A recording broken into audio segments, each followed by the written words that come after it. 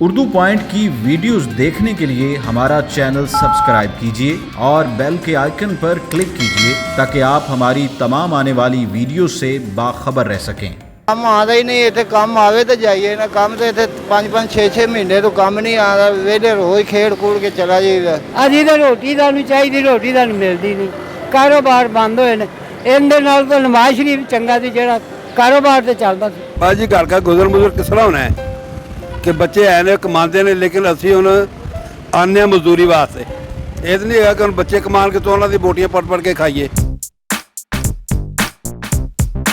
अस्सलामुअलैकुम नाज़रीन, उर्दू पॉइंट के साथ मैं हूं आपका होस्ट हारिस भट्टी। नाज़रीन, इस वक्त मैं जिस सड़क किनारे पे मौजूद हूं आप मेरे पीछे देख सकते हैं कि मज़दूरों को यहाँ पे रश लगा हुआ है। ये वो मज़दूर हैं जो सुबह घर से निकलते हैं, एक उम्मीद लगाए, एक आस लगाए कि शायद आज हमें कोई ले जाएगा, हमारी दिहाड़ी लग जाएगी। लेकिन आप देख सकते हैं कि वो मज़दूर यहाँ पे पत्थरों से खेल रहे हैं। आइए इनसे बात करते हैं, इनकी ज़िंदगी का अहवाल जानते हैं कि इनका गुजर बसर किस तरह होता है। आइए।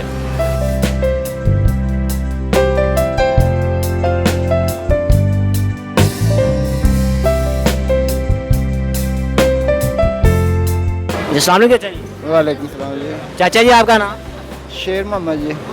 शेख मोहम्मद साहब, आप यहाँ पे पत्थरों से खेल रहे हैं, सड़क किनारे बैठे, मजदूर आदमी हैं, तो क्या मजदूरी वगैरह नहीं मिली? यहाँ पे बैठे हैं पत्थरों से खेल रहे हैं। जी काम आता ही नहीं इतने काम आवे तो जाइए ना काम तो इतने 5-5 6-6 महीने तो काम नहीं आता वेले रोज खेड़ कूड़ के चला जाइए। जे कोई आता एक अद्धा काम आता मजदूर लैन वास्ते तो इन्ने बंदे होंगे ने सारे चंबड़ जाते हैं, कोई चाल आँदी कोई नहीं काबू, कोई एक अद्धे बंदे की दिहाड़ी लगती। काम अगे वगैरह रह ही नहीं गया, 2-2 3-3 महीने तो वेले रह रहे हैं। चाचा जी, अब आप इतने ज़्यादा मजदूर पे इकट्ठे हुए हैं तो जब भी कोई आता है आपको लेने तो किस तरह रश पड़ जाता है, फिर किस तरह आप उनसे मैनेज होता है आपका? रश होने मुंडे खुंडे ने भज नस के ते उन्होंने बखी पैन तक जाते हैं, कोई चाल सानू लभे भुखे मरते पे होंगे ते असी उत्थे बैठे रह जाने। काम आता ही नहीं, ओपन काम आवे तो असी जाइए ना ते घर दे आते ने तुसी काम नहीं करते, असी हुण उन्होंने की जवाब दईए दसो। अस फिर चुप करके शाम तक इत्थे बैठे रहने, जदों हनेरा होंदा चुप करके मुँह लेट के घर चले जाने। कितने बच्चे हैं आप? 8 बच्चे ने। 8 बच्चे हैं। क्या करते हैं 8 बच्चे? भाई जी मेहनत मजदूरी है करने। तालीम हासिल कर रहा है वो बच्चा? तालीम हासिल बच्चियां ने की है, बच्चों ने थोड़ी बहुत की बस हल्की बहुत। तो घर का गुजर बसर किस तरह होता है आपका? असा बड़ा तंगी से जा रहा है, बहुत मुश्किल दिहाड़ी, काम नहीं लगता, बड़ी परेशानी नाल गुजारा हो जाता। अस्सलाम वालेकुम। वालेकुम सलाम। चाचा जी, आपका नाम? मेरा नाम अमीन है। अमीन साहब, आप ही मजदूर हैं, यहाँ पे सड़क किनारे बैठे हुए हैं। सड़क ते बैठे हैं, असी तो फकीरां तरह बैठे हुए हैं। अल्लाह करे इनू खुदा चुक लवे। अभी तो रोटी सानू चाहिए रोटी सानू मिलती नहीं कारोबार बंद होए ने इनदे नाल तो नवाज शरीफ चंगा सी जेड़ा कारोबार तो चलता सी। वो खांदा भी सी ते बनांदा भी तो हैगा सी ना लोकां दे। होर दसो की करिए? आ बैठे हैं अभी तो दुआवां मंगते पे भी इंदा अल्लाह तख्ता चुक लवे बस। चाचा जी, घर का गुजर बसर किस तरह होता है फिर?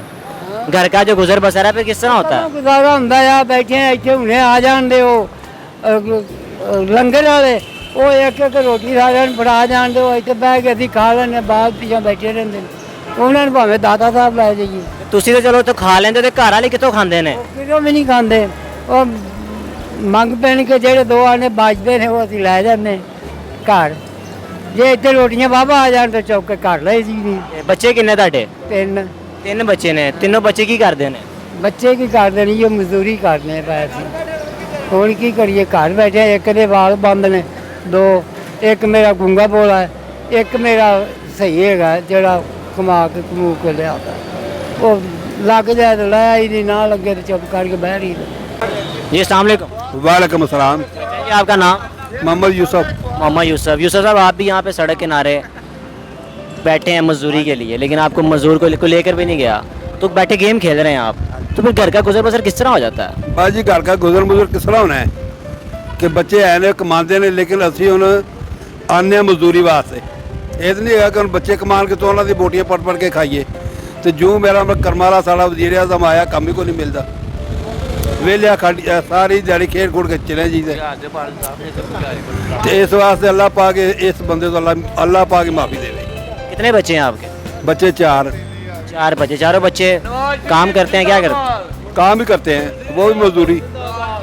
तो घर का गुजर बसर फिर किस तरह हो जाता है? अच्छा हो जाता है? आप किस तरह गुजर चलना है कि मजदूरी मजारी जो करने हैं। इस तरह 25,000 रुपया बिल आया बिजली का। कितना बिल आया आपको? 25,000 रुपया। 25,000। कितने कोई एसी वगैरह लगे हुए हैं? बस वो 3-4 मेरा एक जगह से कर रहे थे ना। 25,000 आपको एक 25,000 रुपया इतना बिल। किस तरह 25,000 बिल आ गया? आपका घर कितना, घर में कितने मीटर लगे हुए हैं? कोई एसी वगैरह भी चलाते हैं? एक 25,000 बिल आ गया आपको? 22,780 रुपये। तो कितना हो गया? अच्छा जी, वही तो आपसे पूछ रहा हूँ कि 25,000 22,000 आपको बिल की क्या क्या चलता है आपका घर में? मोटर चलती है, बल्ब और पखे चलते हैं, गर्मी। फिर भी 22,000 आ गया? फिर भी 22,000 रुपया। एक महीने का आया है कि 3-4 महीनों का 22,000 कह रहे हैं? 2 महीने का? हाँ जी।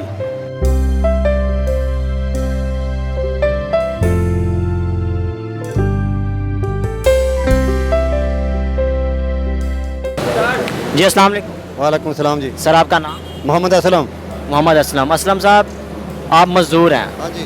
आप यहाँ पे बैठे हैं सुबह से सड़क किनारे पे, जी, जी। तो अभी तक आपको कोई भी आपको नहीं लेकर गया यहाँ पे मजदूरी के लिए? नहीं सर, इधर कोई नहीं लेने आता। देखो इतने 300 मजदूर खलोता है, बड़ी बेरोजगारी है, काम है कोई नहीं, बिल्कुल काम डाउन हो गए ने। बेरोजगार जैसे सड़कों से बैठे मजदूर की करन, सुबह तो आते ने, शाम को 6 बजे घर जाते ने, रोजगार कोई नहीं है।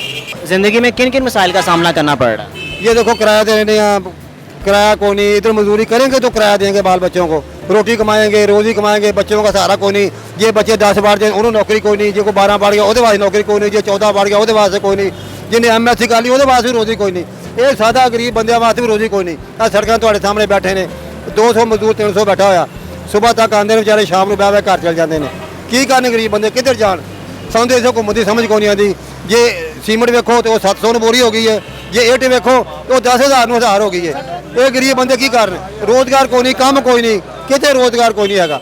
ਉਹ ਇਕੱਲਾ ਬੰਦਾ ਕਮਾਉਣ ਵਾਲਾ 700-800 ਹਜ਼ਾਰ ਲੈ ਕੇ ਜਾਏਗਾ ਤੇ ਉਹਨੇ ਸੁਸਤੀ ਰਹਿਣਾ। ਉਹਦੇ 'ਚ ਕੀ ਆਪਣੇ 'ਚ ਉਹਨੇ ਪਾਣਾ ਜਾਂ ਬੱਚਿਆਂ ਨੂੰ ਕੀ ਖਵਾਉਣਾ ਜੀ? ਇਤਨੀ ਮਹਿੰਗਾਈ ਹੈ, ਹਰ ਚੀਜ਼ ਦੇ ਪਿੱਛੇ टैक्स ਲੱਗੇ ਹੋਏ ਨੇ। ਹਾਂਜੀ सर ਕੀ ਕਰੇਗਾ?